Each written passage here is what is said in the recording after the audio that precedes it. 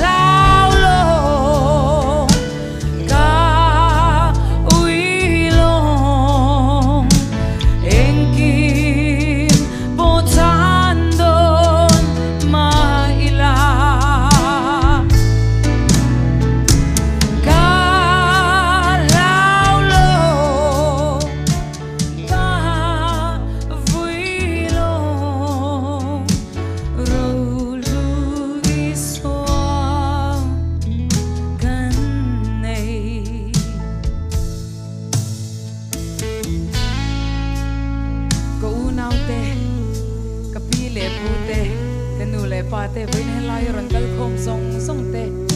le tv lai follow any nom swan in hun kal se turin ma huna pathian nei tu ro lui so in nei tu in ni nei in nuna lo lang zel se har sat na te point na ma chon don chawang chung huna chuan ro lui so hi lo biaula lo berula lo in khat ta tang chau ti cha du chau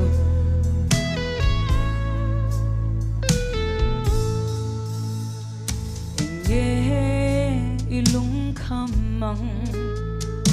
enge ka zon nang ingange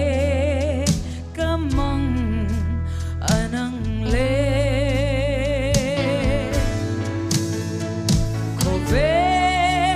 song po hi bo don ma se la ro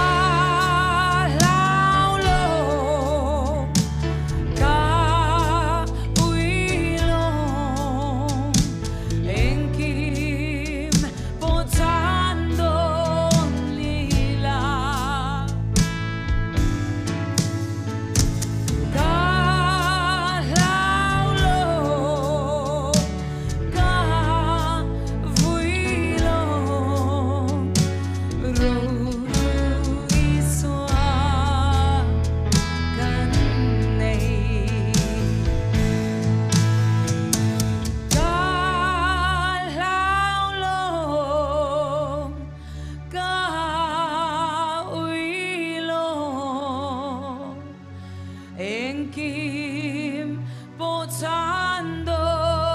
maila kalaulo ka uilo rulu iswa innei ro